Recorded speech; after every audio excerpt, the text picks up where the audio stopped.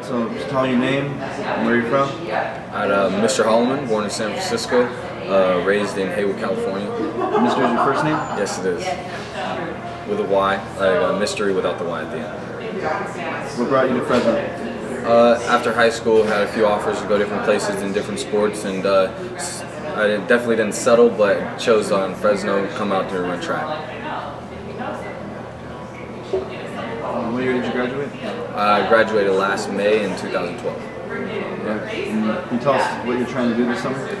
This summer, I'm going to attempt to break the world record for the longest distance traveled by skateboard.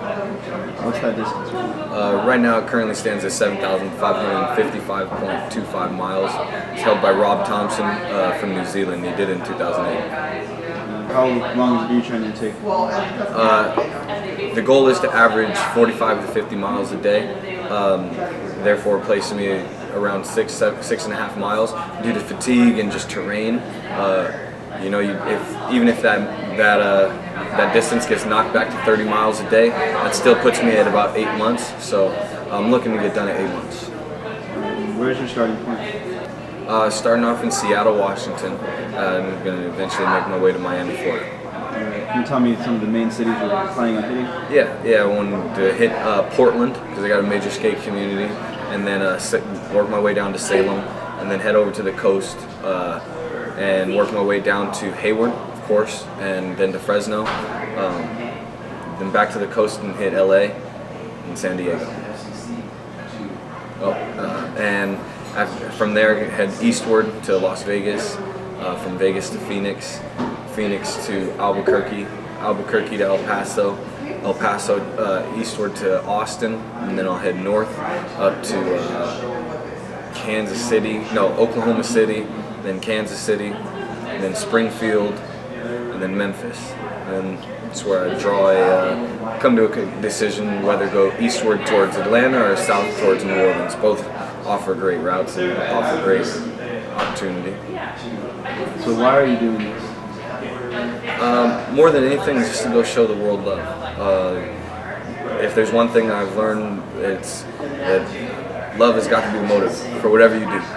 You go out and in all your interactions and all your daily occurrences, if love is the motive, you can never go wrong. So I like to go show love to the rest of the world, as it showed me love. So, is there anyone in particular you're hoping to meet along this journey? Yeah, well, I know I got some zigzagging to do along the country. One, to rack up miles, and two, just to make some stops on people I haven't seen in a long time. Most importantly being stop in Hoxie, Arkansas to see my biological father. I haven't seen him since I was 5 years old, and we recently, about 2 years ago, rekindled a relationship. But even then, it was a little frazzled. We haven't spoken in about 7 months, so I'm excited to go see him. What's your motivation when you're tired? What's keeping you going on this road? Really, just keeping me going. The same thing that kept me going in track. 400 meters is a long, grueling race. It's the man's race, and you start hurting right around 180 most of the time, and then you got power through to the end. And I would always think to myself, God didn't create me to quit. God did not make me to quit. And just like this longboarding expedition, God didn't create me to quit. Jesus didn't die for me to quit either, so I'm gonna go out and I'm gonna keep going. About what you've been doing to prepare for this 8-month workout, basically. Yeah, I mean, and that's exactly what we're going into it looking like. I've been an athlete my whole life, and this is another season. It's a grueling one, yeah, and it's a dangerous one as well. But this is just another longboarding season. So I've been going on long skates, putting in mileage every day, going out and doing runs, doing long distance things just to get my base cardio down. Training started about a year and a half ago.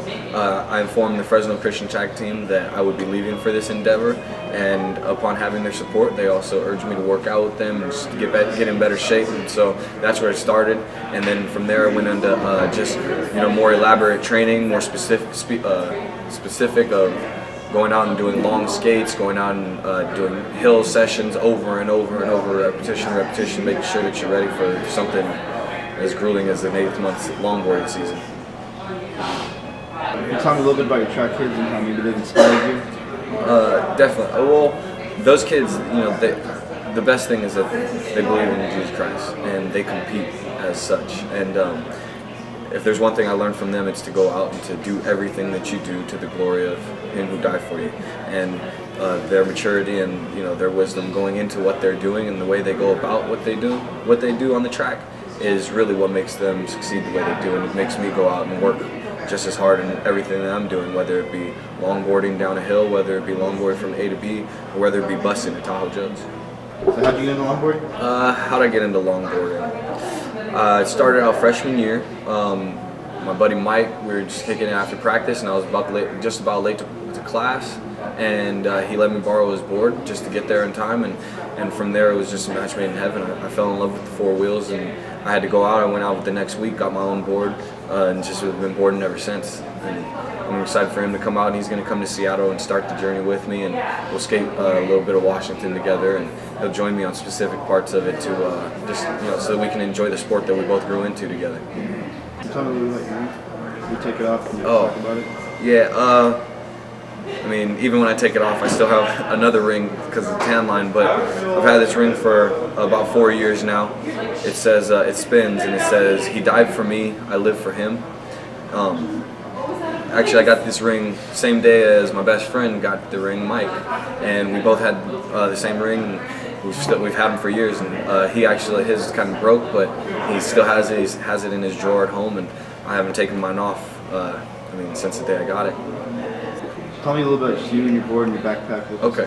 Well, the journey is although Mike is going up to Seattle with me to start, I will depart from the Seattle area alone, and for the most of this journey, it's just going to be me, my backpack, and my board.